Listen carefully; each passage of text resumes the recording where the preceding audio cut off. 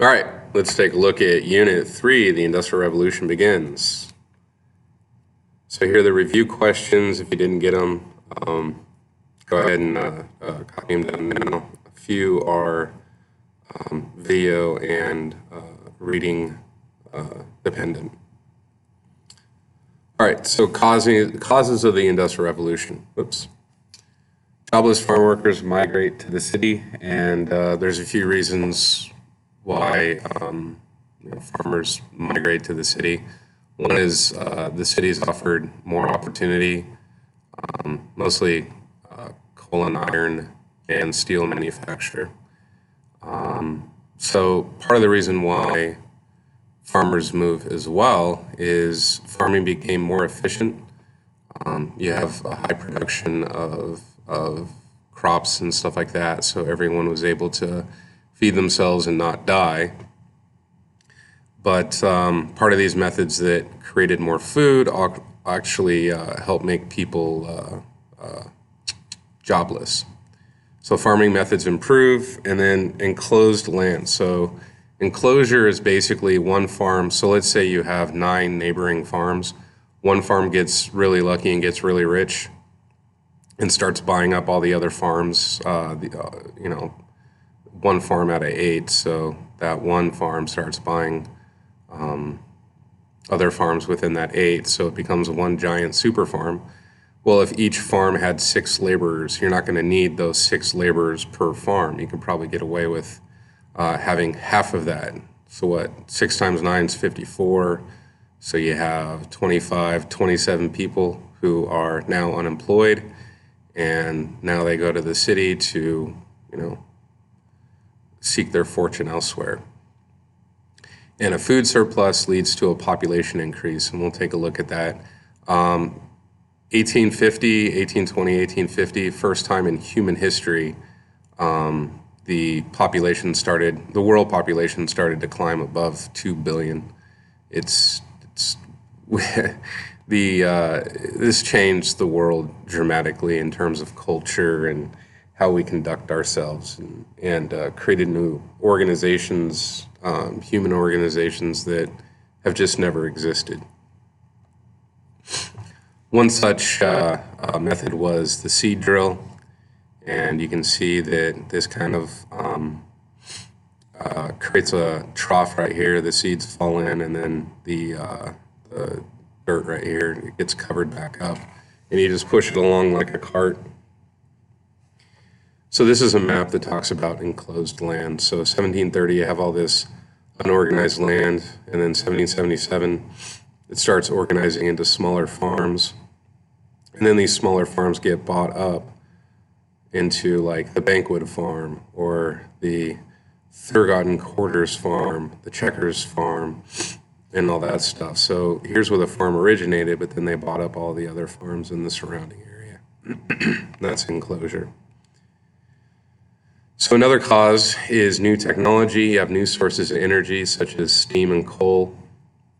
Coal burns not necessarily really hot, but it burns consistent. So you keep like a consistent fire. You get a pile of coal going, it can burn for 1 or 2 days. And then you got the steam engine, and I have a little animation we'll take a look at when I get, illustrating the steam engine. And then the quality of iron improves. Basically, as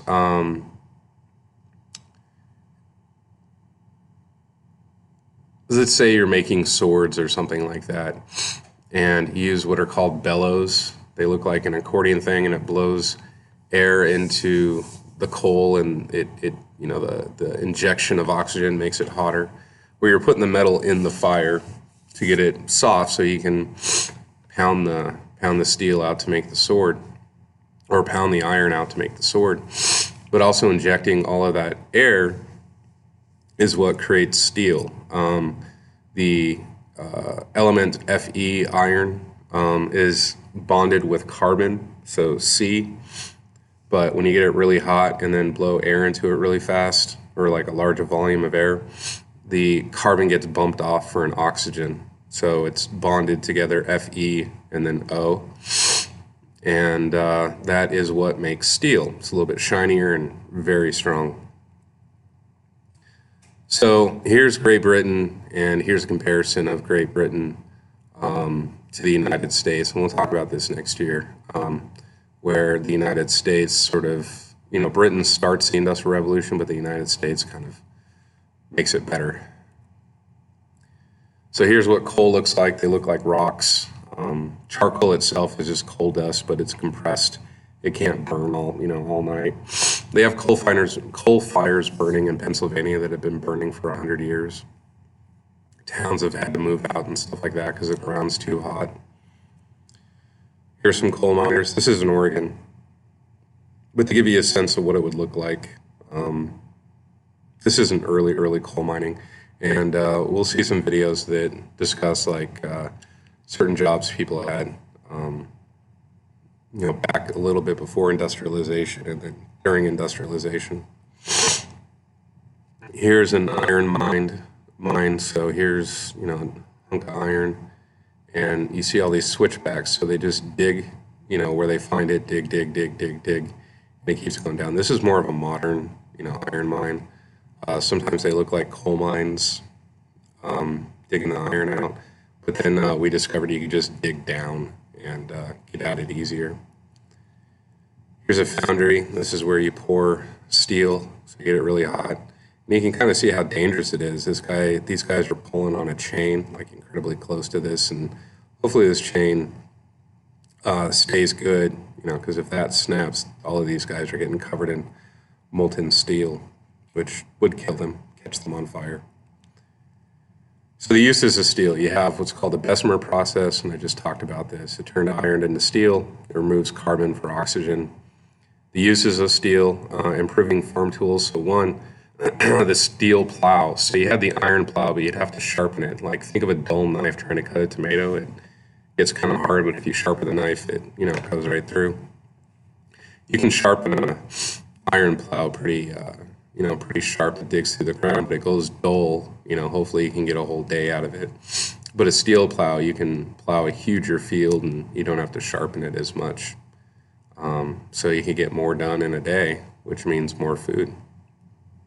Railroad tracks, you can get your food from point A to point B, which is really useful. So, getting food from the farms to the cities was really important for the use of cities. Building bridges and then skyscrapers. Skyscrapers are more of like a 1900, 1910 invention. So again, another foundry, they're pouring steel. And so let's see if this works. No, it doesn't. That's fine.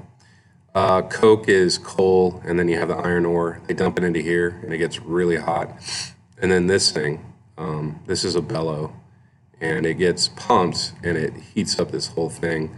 And then right here, a little pin is put up, and the pig bed, so pig iron, it kind of leaks right out, forms in a bed, and you can form it into whatever you want. So when they were making steel, you can make steel beams, just like this.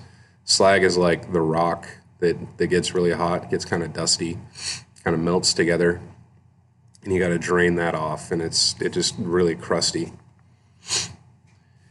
And then the steam engine, you have a piston right here, so this boils water, you get steam in there, pumps this, and it creates what you call work in physics, and it pumps this, and then all the water gets condensed, and then it gets repiped up. It's pretty nifty closed system, pretty efficient. And we still use steam engines today.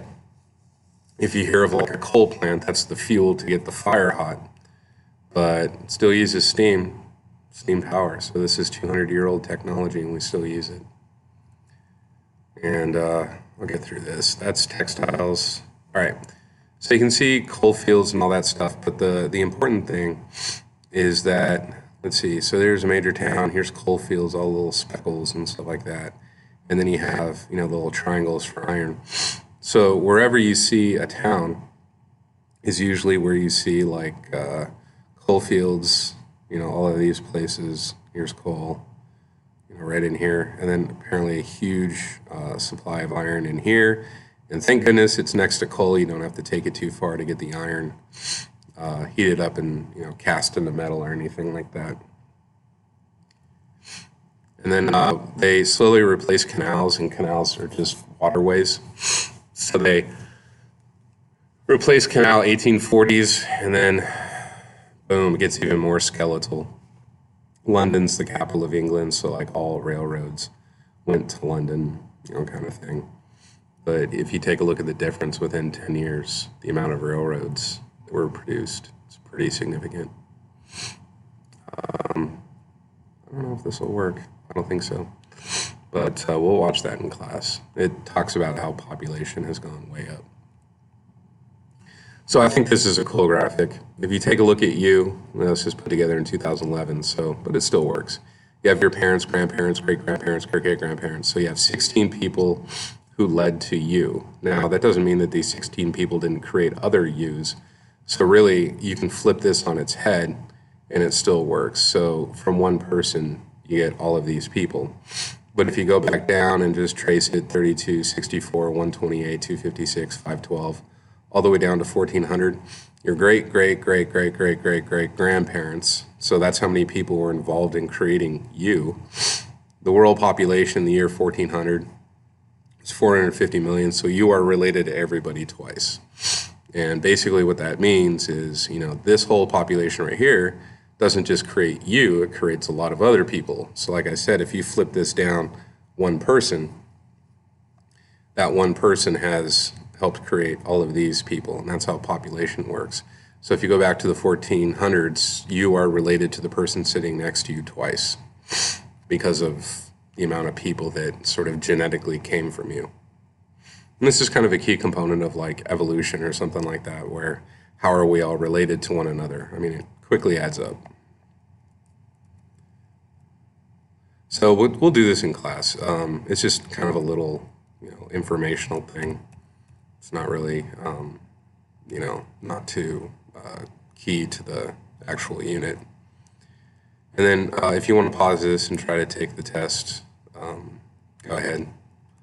I'll give you the answer right there. So we're going to watch a couple of videos, and these videos are based on a couple of review questions. So if you are absent, you need to get the video from me. So section 2, Britain takes the lead. They have huge population growth because of food. The Industrial Revolution really centers in Britain because of how they used their resources and technology and their innovation. So, France could have done it too, so could Germany, but Britain just, because they were a closed-off system, they used everything that was around them to get into industrialization. So with more people, they demand more food, more clothing. You have government support of economic growth, so you have taxation. Textiles are clothes, so fabrics and stuff like that increases demand for stuff too. A lot of factories to produce all of this stuff. And then for their size, they have a lot of natural resources, including people. They're labor, but they're also a resource. The effects, prices got lower. So one example would be a candle. So let's say 1820, 1830, you made your own candles. Usually your mom made a candle. You buy beeswax, get a wick. I don't know what you soak the wick in, but you get maybe an hour's worth of light off one candle. And if you bought it, it would be really expensive. It'd be the equivalent of like $50 for an hour's worth of light. Well, you open up a factory that makes candles, it becomes more efficient to make candles, it drives the price down. So you can create a huge supply, and if there's a huge supply and there's a huge demand, prices will eventually come down. And that's that increased supply of goods, and then a wave of economic and social changes, and we'll get into that later. Transportation, simply trains and horsepower, things like that. And again, a higher demand for goods, and then with that higher demand, you get more consumers. Okay, so what could cause consumption to go up?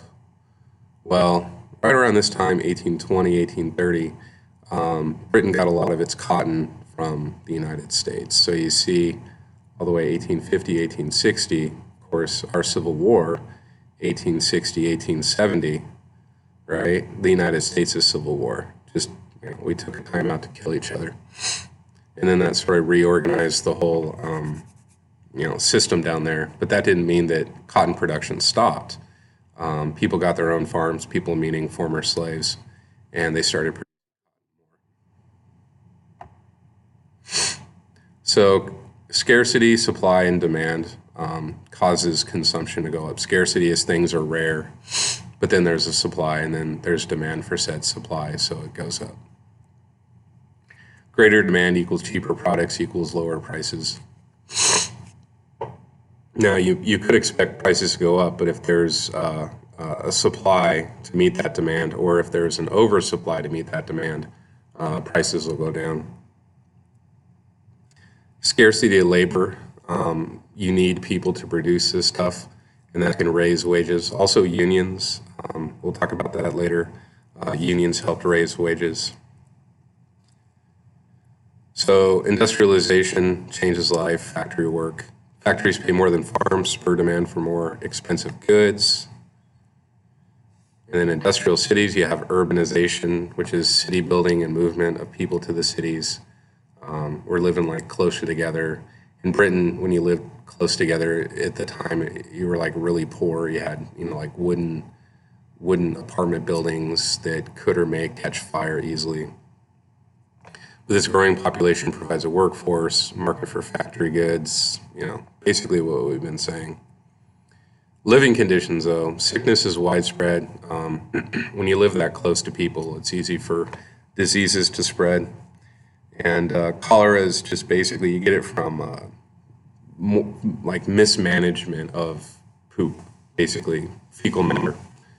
And I don't know exactly what it does, but basically when you get sick and you die from being sick, usually the main symptoms are a fever, and if your brain heats up to 108, you could die. Another one would be like respiratory, your lungs could stop working.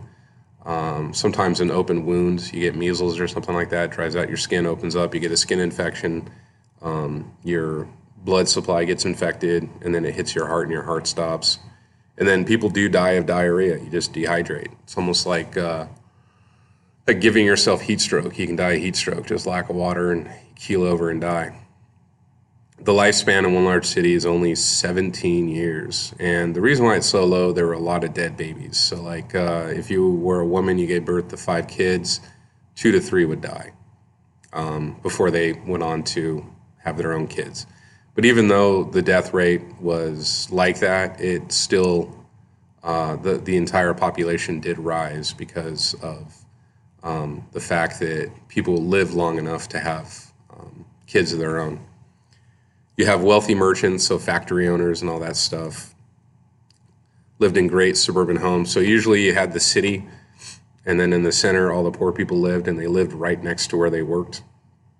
And then outside the city, around the rim of the city, you had where rich people live.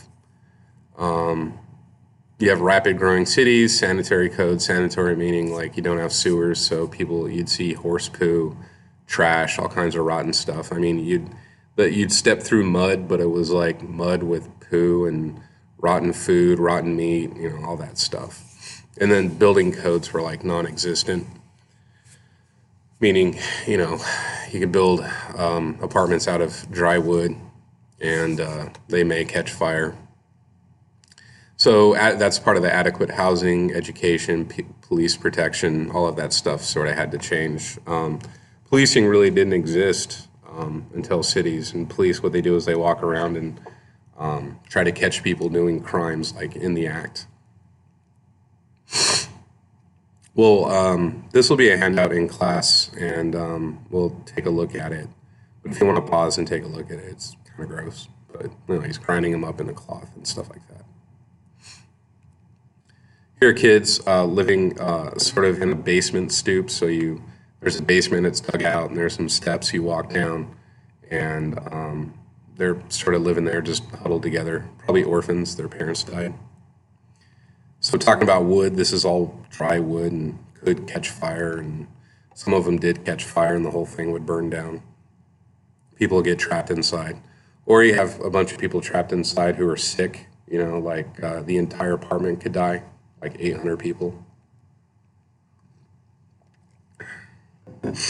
So this is formatted kind of weird, but I'll just go along with it. So one problem you had housing, you had cramped and unhealthy conditions. Tenements are like those wooden apartments. Tenement is kind of a negative term for apartments. And then absentee landlords, the landlords didn't live in their apartment buildings. Now you do. You have somebody, it's like a legal thing. Somebody who runs the apartment building or owns it or is responsible for it has to live in the apartment building. You have a high demand for transportation, and then B should be horses. A lot of horses, a lot of horse exhaust, if you get what I'm saying, horse poo, and that would just blanket the street. Water, you didn't have indoor plumbing, and then what water you did have would be contaminated with, God knows what. And then sanitation, you didn't have trash collection. Basically, private companies would try to take care of this, and it really never worked. And then this would say trash dumped on the street. The word is kind of missing. So the formatting got messed up, but the information's correct. So here's some sicknesses that people have who are unvaccinated or something like that. You get something stuck in your mouth. This is German measles. You can kind of see his skin cracking open. You'll get sick and get infections. These are mumps. He's not just a chubby kid. Those are mumps that will swell up your air supply, choke your air supply off. This is even worse. This is so the first one I think was just measles. German measles are even more aggressive, and those little pustules right there will flake off and give them open wounds and stuff like that. You just die of infection. And then we'll watch a video in class. So for this one, I'm going to go ahead and stop, and then we'll move on later.